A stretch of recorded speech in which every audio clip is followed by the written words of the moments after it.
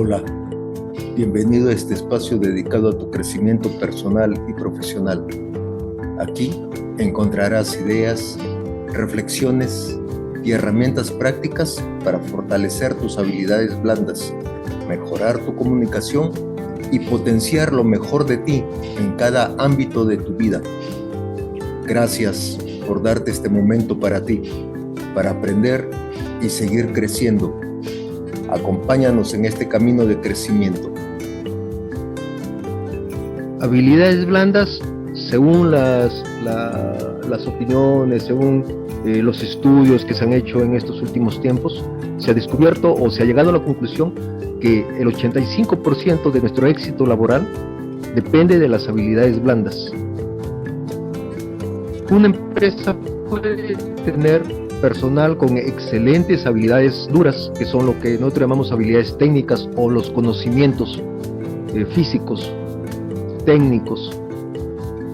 Puede tener excelentes personas que tengan excelentes habilidades duras, pero si esas personas adolecen de habilidades blandas, es seguro que esa empresa va a tener desarrollo, va a poder desarrollarse, pero va a llegar a un cierto nivel en donde ya no va a poder avanzar, inclusive a largo tiempo puede desaparecer. O sea, a tal punto se ha llegado a la conclusión que es la importancia de las habilidades blandas. Para iniciar, veamos cómo se ha desarrollado o cómo se ha ido tomando, cómo ha ido cambiando el concepto de lo que es habilidades blandas. Veamos un poco de historia. En la antigua Grecia, en el siglo IV a.C., ya se hablaba de las famosas habilidades blandas, que hoy están un poco más de moda. Tal vez algunos de nosotros habremos escuchado de ese libro Ética. A Nicón decía: cualquiera puede ponerse furioso, eso es fácil, pero estar furioso con la persona correcta, en la intensidad correcta, en el momento correcto, por el motivo correcto y de la forma correcta, eso no es fácil. ¿Qué nos lleva a esto? Pues nos lleva a que ciertas emociones y sentimientos es importantísimo que sean los apropiados y que nosotros los podamos gestionar, nosotros los podamos guiar, para, más bien, como dice el dicho, para no dejarnos llevar por las emociones. A eso nos vamos a tener un poco en este módulo.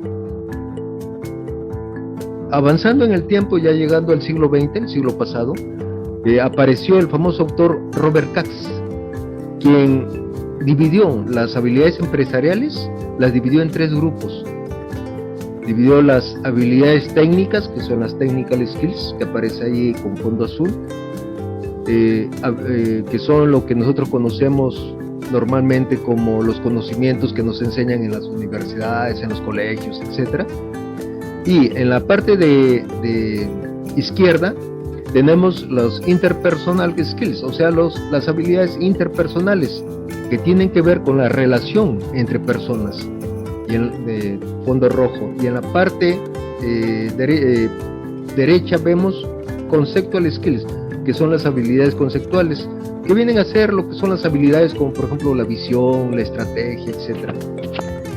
Entonces, ya desde ese momento ya se hablaba, en cierta manera, de habilidades blandas. Con otro nombre le llamábamos habilidades interpersonales, y todavía se hacía de una manera general, pero ya teníamos una idea de lo que eran habilidades blandas. Un poco más adelante, por los años 60 más o menos, el doctor Paul Whitmore, perteneciente al ejército americano, utilizó por primera vez el nombre de habilidades blandas. ¿Qué pasaba? Que él llegó a la conclusión de que los soldados no solo necesitaban saber de equipos, de armas, también tenían que desarrollar otras habilidades, caso el trabajo en equipo, de emoción, que no tienen procesos, que no tienen que ver con procesos complejos, y que son cosas que tienen que ver con ambientes sociales, con lo social. A partir de ahí ya teníamos una pista que esas habilidades blandas tenían que ver con algo interpersonal, con algo social. Seguimos avanzando y llegamos a los años 80. En los años 80, Gardner, un famoso estudioso, habla del concepto de las inteligencias múltiples. Algunos de nosotros en su momento habremos escuchado sobre inteligencias múltiples. Normalmente, por ejemplo, en el colegio nos enseñaban la matemática, nos enseñaban la lectura, la lógica, y decían que uno era más inteligente, o sea, era muy bueno en el colegio si sacaba buenas notas. Eso era lo típico.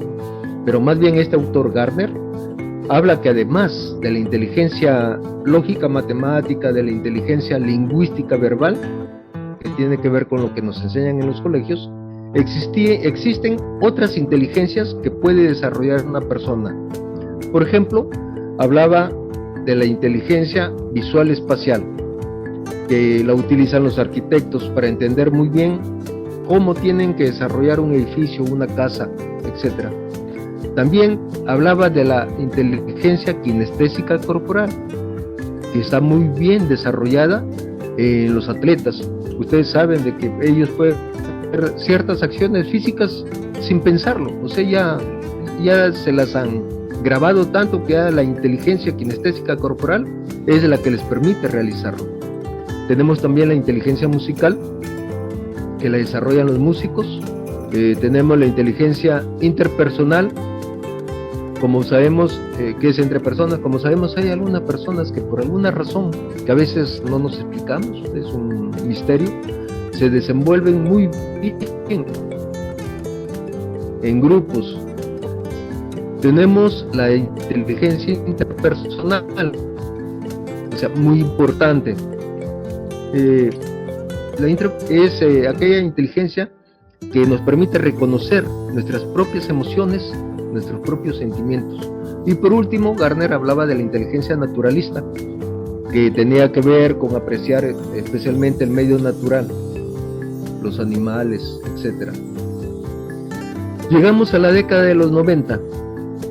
En la década de los 90 entramos a una evolución mucho más sofisticada. Aparece una obra, La inteligencia emocional, escrita por Daniel Goleman, en la cual él hablaba que la inteligencia cognitiva, o sea, el tradicional coeficiente intelectual, el tradicional eres inteligente y tienes buenas notas en el colegio, esto se complementaba con lo que él llamaba la inteligencia emocional. Y de ahí parte ese concepto tan revolucionario.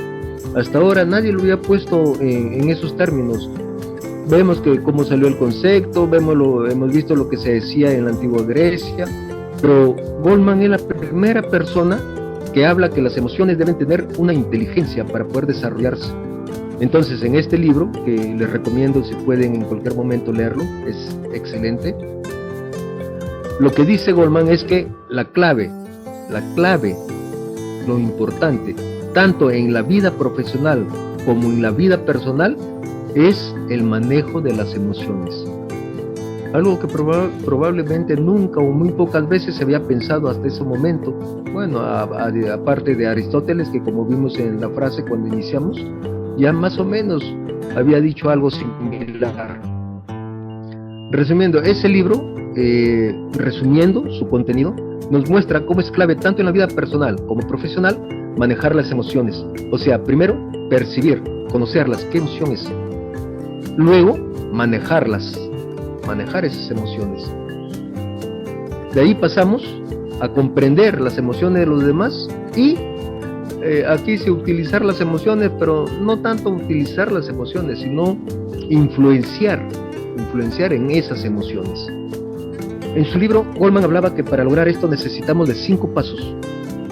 El primer paso, reconocimiento del sentimiento y no actuar por impulso, o sea, conocimiento de las propias emociones. Ahí dice, podemos leer, es la capacidad de reconocer un sentimiento en el mismo momento que aparece.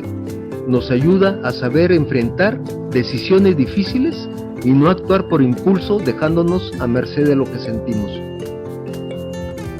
Uno a veces se puede molestar, puede sentir furia, puede sentir cólera, o puede sentirse decepcionado, puede sentirse traicionado, o puede sentirse con mucha alegría y querer actuar en el momento, actuar inmediatamente. Pero lo que dice Goleman es que primero hay que reconocer, saber cuál es la emoción que estamos sintiendo.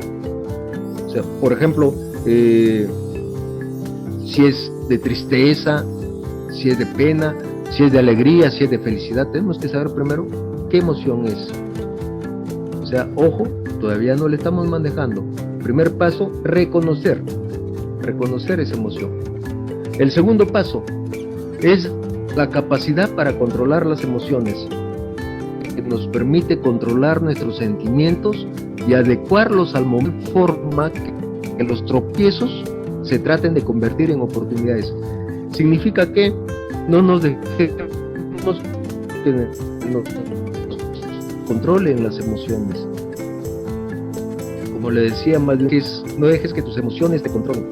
O sea, esto, la capacidad de controlar las emociones, nos permite expresar nuestros sentimientos. Recuerden el Nicómaco, o sea, es utilizar la medida correcta con la persona correcta. Entonces, justamente es como poder dosificar, en la adecuada medida ese sentimiento, y esto nos ayuda a poner o a poder enfrentar los obstáculos. El tercer paso es la capacidad de motivarse uno mismo. Es el objetivo, lograr una automotivación. O sea, en el paso 3, una vez que reconocemos cuál es la emoción, paso 1, lo podemos controlar, paso 2. La otra habilidad es automotivarse, motivarse a uno mismo. O sea, si yo tengo un objetivo, debo buscar un sentimiento interior, un sentimiento propio, una automotivación. Bueno, muchas veces pasa en las empresas que nos encontramos con personas que dicen: es que mi jefe no me motiva, es que la empresa no me motiva, es que mi trabajo no me motiva. Debemos pensar que no siempre lo va a hacer el jefe, el colega o la empresa, o el bono, los premios, no. La parte de la clave es cómo yo logro esa automotivación para llegar a mis objetivos. Evidentemente, objetivos de la empresa, pero también tengamos en cuenta que son nuestros objetivos personales. ¿Por qué? Porque si su empresa se ha preocupado en lo que es la cultura organizacional, entonces significa que hay un encuentro, hay una relación entre mis objetivos como profesional y mis objetivos como persona. Por eso, al motivarme a mí mismo, en verdad estoy ayudando a los objetivos empresariales.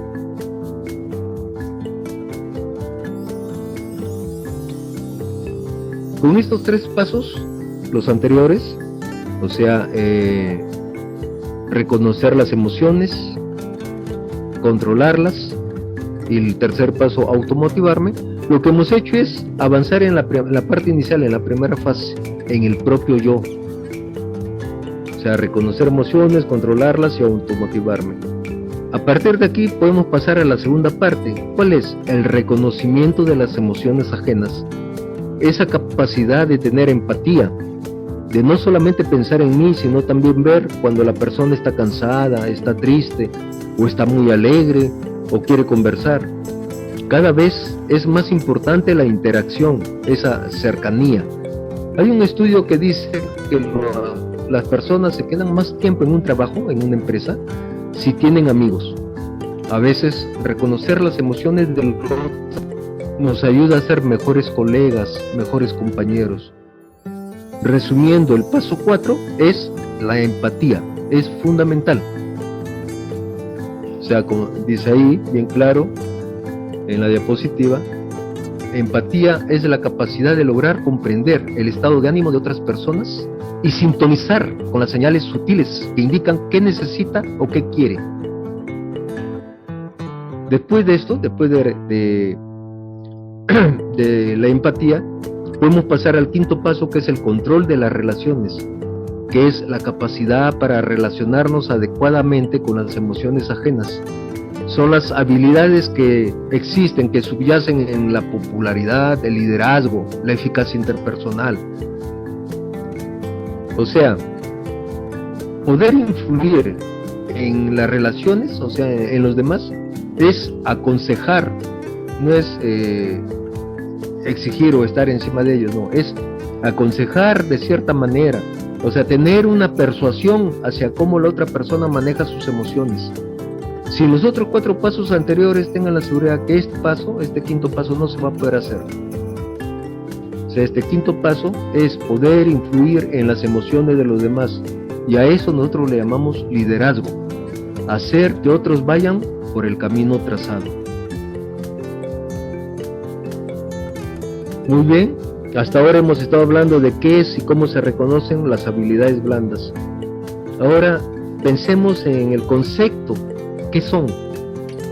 El término o la definición más sencilla, más entendible, es la que nos da el diccionario de Oxford de la Universidad Inglesa del mismo nombre, que nos dice que habilidades blandas son habilidades personales que permiten comunicarse bien con otras personas. Yo creo que ese concepto está más que claro y más que sencillo. O sea, son las habilidades personales que permiten comunicarse bien con otras personas. Otros dicen las habilidades duras son lo que hacemos, y habilidades blandas son cómo lo hacemos. También es algo más popular ese tipo de concepto. Seguimos avanzando en el tiempo y llegamos ya al siglo XX. Veamos por qué son importantes estas habilidades. Ya hemos entendido y hemos visto de dónde parten, quiénes hablaban de ellas, quiénes hablan de ellas, de dónde sale el concepto. En un estudio del siglo pasado, la Universidad de Harvard, la Fundación Carnegie y el Centro de Investigación de Stanford llegaron a la conclusión que el 85% del éxito empresarial, del éxito en un trabajo, dependía más de las habilidades blandas y que solo el 15% dependía de las habilidades técnicas. O sea que ya desde el siglo pasado se sabía de la importancia de las habilidades blandas. En el 2004, Harvard Business Review, que es la revista de negocios de Harvard, citando un estudio más grande que había hecho este autor Goldman, hablaba que en la investigación que Goldman hizo a 500 ejecutivos relacionados a las empresas, las habilidades blandas eran mejor predictor del desempeño que la experiencia previa de la persona, que el coeficiente intelectual. Por eso es tan importante en la selección de personal en las empresas medir este tipo de habilidades, cosa que casi no se está haciendo. Alguna que otra empresa está tratando de ingresar en esto, pero muchas no. ¿Cómo están haciendo actualmente? Está la famosa entrevista personal. Pero en la entrevista personal, ¿a qué se dedica la persona que entrevista? Generalmente el ejecutivo de recursos humanos. Se dedica a chequear, porque es la verdad, a chequear los currículum. Está el candidato, el postulante está al frente, él está con el currículum del postulante y le pregunta, aquí dice que ha estudiado, por ejemplo, computación. El estudiante dice sí. Acá dice también que usted es experto en contrataciones del Estado. Sí. O sea, está que chequea, como quien dice, se dedica solamente a revisar la conformidad del currículum. Bueno, en parte está bien, pero yo diría que eso es un poco irrelevante. ¿Por qué razón? Porque si un postulante se presenta a un lugar con su currículum, con documentación, ya con la documentación más que se amerita que realmente él está confirmando que ha hecho esos estudios. Lo que se debe hacer en una entrevista personal es ver o tratar de rebuscar, de investigar sobre el tipo de habilidades blandas que tiene el participante. Saber cómo se comportaría ese participante en momentos de conflicto, o tal vez cómo reacciona.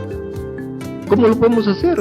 Bueno, tendrán que idear cierto tipo de test, de preguntas, pero todas tendrían que estar basadas sobre poner al postulante en un estado, en una situación en la cual él tendría que reaccionar o tendría que buscar una solución. Eso sería, creo, lo más adecuado, pero bueno, por el momento solamente se dedican a chequear o a confirmar, a verificar lo que es el currículum. Bueno, seguimos.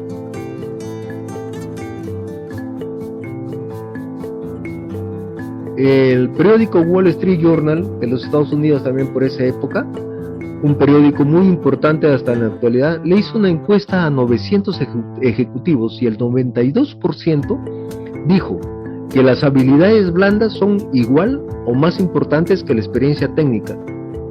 Asimismo, en esa encuesta, el 89% dijo que tienen algo o mucha dificultad para encontrar personas con esos atributos. ¿Qué significa esto? Pues significa que la persona que desarrolle sus habilidades blandas va a tener o tiene una ventaja excelente en la vida profesional.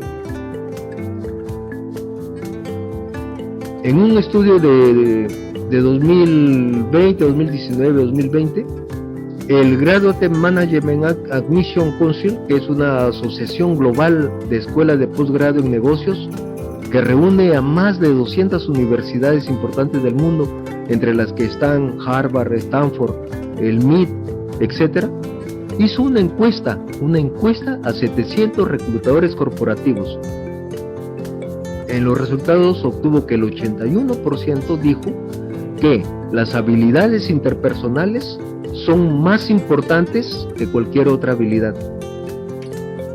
Entonces, hasta aquí vemos de que en el transcurso del tiempo se ha ido confirmando que las habilidades blandas son importantes, que se deben desarrollar. ¿Para qué? Para poder tener mayor éxito profesional. El entorno profesional desde hace algunos años se ha puesto más complejo. La tecnología, la información, los datos, las metodologías han hecho que sean más complejo gestionarnos en las empresas. Desde el 2014, Harvard Business Review, la revista de Harvard, también decía que el mundo se había vuelto VUCA, de las siglas, como pueden ver ahí en la diapositiva, en las siglas en inglés, que en castellano significan volátil, incierto, complejo y ambiguo. Entonces estamos en un mundo cambiante, un mundo volátil, un mundo incierto, no se sabe qué va a pasar después, un mundo complejo y un mundo ambiguo, o sea, un mundo cambiante. Debido a esto, a las deducciones de la situación, o sea, el mundo VUCA, aparecieron algunas herramientas como, por ejemplo, lo que le llamaban metodologías ágiles. ¿Qué significaba esto? Por ejemplo, antes las cosas se hacían de manera secuencial, el paso 1, paso 2, paso 3, paso 4 y listo, se obtenía el producto. Pero, ¿qué pasaba por este continuo cambio constante que hay en el mundo? ¿Qué pasaba si algo cambiaba a la mitad del proceso, a la mitad que tenía mi plan? Algo cambiaba. Entonces, ¿qué se hizo? A la medida que el mundo se hacía más complejo, era necesario poder atender esos cambios imprevistos. Aparecen las metodologías ágiles que permitían desarrollar estos proyectos en ciclos más cortos. Hacíamos paso 1, paso 2, paso 3, obteníamos un primer resultado. Excelente. ¿Cambiaba tal cosa? Muy bien, volvíamos a hacer paso 1, paso 2 y teníamos un resultado. Evidentemente, esto no era una solución perfecta.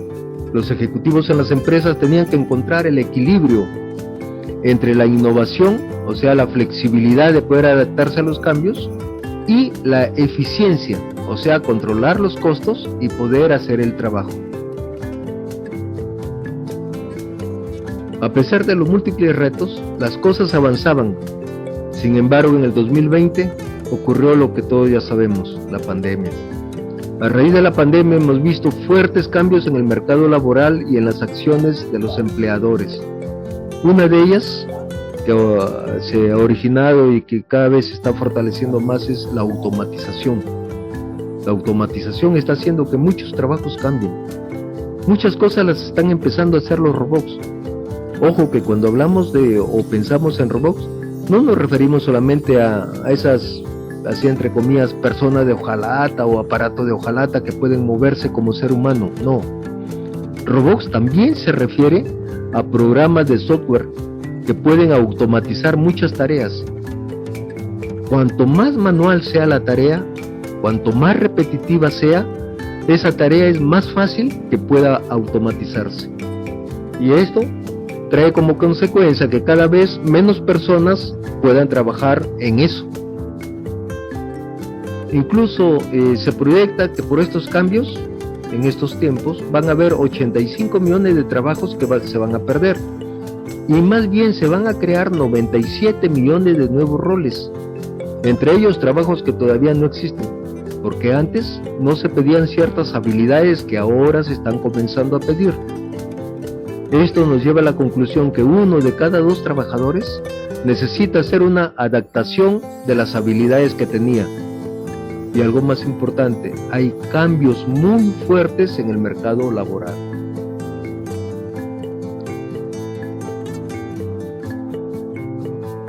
Hablamos de las habilidades blandas como clave para el éxito profesional, pero tenemos que entender también que tener éxito en lo profesional ha cambiado de significado. Las habilidades que antes me hacían exitoso, probablemente a futuro van a empezar a cambiar, van a ser distintas.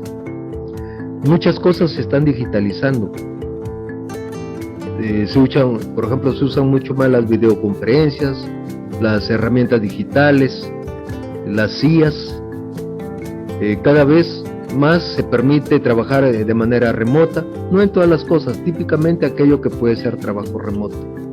Asimismo, se están automatizando mucho las tareas y todo aquello que se pueda automatizar, como repito, se va a hacer. Ya se está haciendo. Por lo tanto, ahí entra lo que mencionábamos, aquello de los robots o de los software. Y claro, es muy importante que los trabajadores puedan readaptarse, puedan actualizarse. Como podemos ver con el cambio tecnológico, hay ganadores, pero también hay perdedores.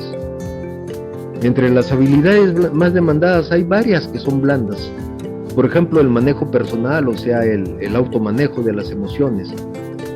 Trabajar con personas, o sea, el trabajo en equipo. Comunicarse con otras personas, tener comunicación y escucha activa. La capacidad de resolución de problemas y también la creatividad.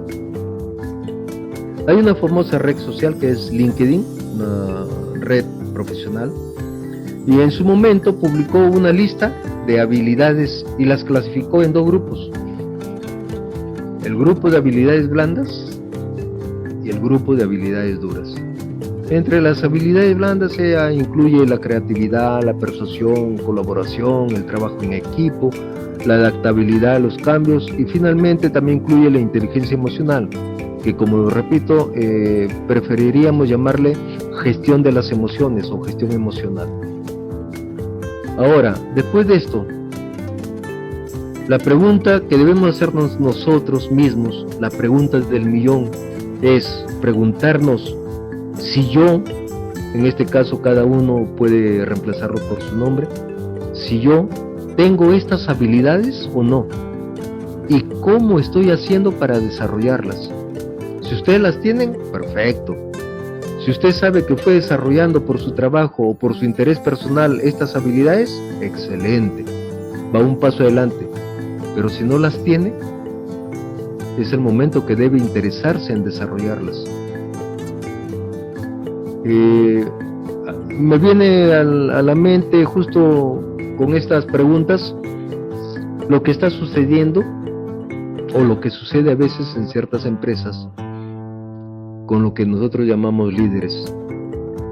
Hay personas, hay líderes en empresas que se les hace difícil escuchar al personal subalterno, inclusive se les hace difícil escuchar a la gente nueva.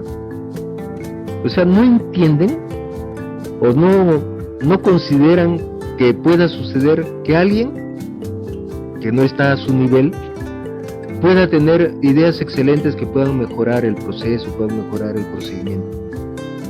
Y eso es una falta de habilidad de habilidad blanda. Una falta de habilidad blanda. Y como les repito, eso sucede en empresas. Otros, si tú le preguntas si tiene habilidades blandas, te van a decir sí, las tengo, no necesito capacitarme. O sea, les envuelve la vanidad y se creen que si tienen el puesto de supervisor, por ejemplo, ya se creen que han subido por su capacidad, así entre comillas, su capacidad. Entonces ya no necesitan desarrollar más. Y eso, como les vuelvo a decir, esa es una falta de habilidad blanda. O sea, no son capaces de tener una buena comunicación incluso con su personal, comunicación horizontal hacia abajo. Generalmente ellos solamente se limitan a la comunicación de abajo hacia arriba, de su punto hacia arriba, y poco con la comunicación horizontal entre sus pares, pero no aceptan la comunicación de su punto hacia abajo, o sea, con sus subalternos. Jack Welch, que fue nombrado el gerente más importante en el siglo XX, tenía un pensamiento que decía: un buen líder se mantiene enfocado. Controlar su destino es mejor que ser controlado por él. Y eso es verdad. Depende de nosotros, el que nosotros nos vayamos desarrollando y vayamos mejorando. Nosotros no podemos dejar al azar o a la deriva. Y en este caso, de habilidades, con mucha más razón. Como sabemos, el mundo está cambiando, las habilidades blandas están solicitando más en los puestos laborales. Entonces, el que no se actualiza, pues realmente se va a quedar, va a perder mucho. El resumen de este tema que hemos visto es: controlen su destino. Si ustedes saben qué habilidades tienen, si ustedes saben qué habilidades quieren desarrollar, si ustedes saben qué habilidades quieren adquirir y lo hacen, tengan la seguridad que van a tener mayores oportunidades. Gracias por acompañarnos en este video. Esperamos que este contenido te haya aportado algo valioso, te inspire a seguir creciendo día a día y te motive a seguir desarrollando tus habilidades. Te invitamos a explorar los demás videos del canal, donde encontrarás más recursos y consejos para continuar tu crecimiento personal y profesional. Cuídate mucho y nos vemos en el próximo video.